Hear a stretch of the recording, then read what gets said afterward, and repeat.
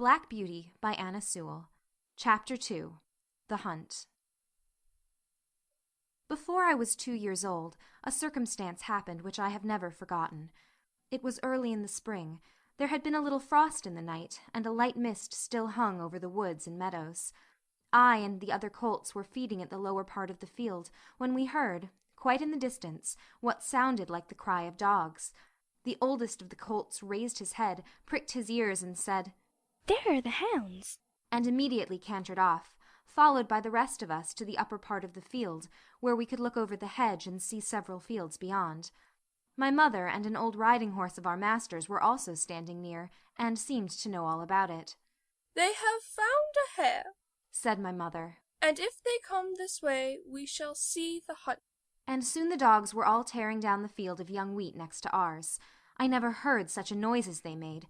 They did not bark, nor howl, nor whine, but kept on a yo, yo, yo, ho, yo, yo, ho, ho, at the top of their voices. After them came a number of men on horseback, some of them in green coats, all galloping as fast as they could.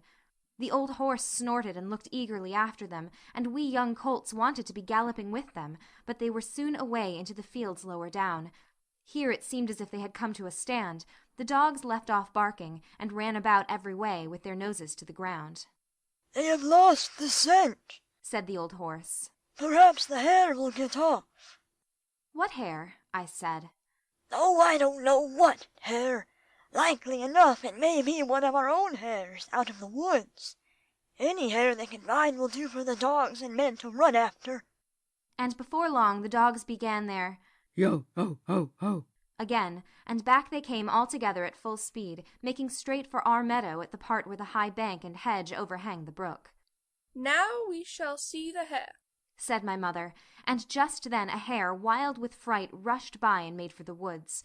On came the dogs. They burst over the bank, leaped the stream, and came dashing across the field, followed by the huntsmen. 6 or 8 men leaped their horses clean over, close upon the dogs. The hare tried to get through the fence. It was too thick, and she turned sharp round to make for the road, but it was too late. The dogs were upon her with their wild cries. We heard one shriek, and that was the end of her. One of the huntsmen rode up and whipped off the dogs, who would soon have torn her to pieces. He held her up by the leg, torn and bleeding, and all the gentlemen seemed well pleased. As for me, I was so astonished that I did not at first see what was going on by the brook, but when I did look there was a sad sight. 2 fine horses were down. One was struggling in the stream, and the other was groaning on the grass. One of the riders was getting out of the water covered with mud. The other lay quite still. "His neck is broke," said my mother. "And serve him right, too," said one of the colts. I thought the same, but my mother did not join with us. "Well, no," she said. "you must not say that. But though I am an old horse, and have seen and heard a great deal, I never yet could make out why men are so fond of this sport.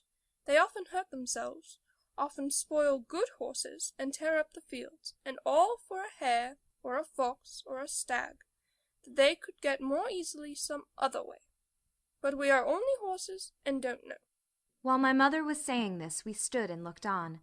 Many of the riders had gone to the young man, but my master, who had been watching what was going on, was the first to raise him.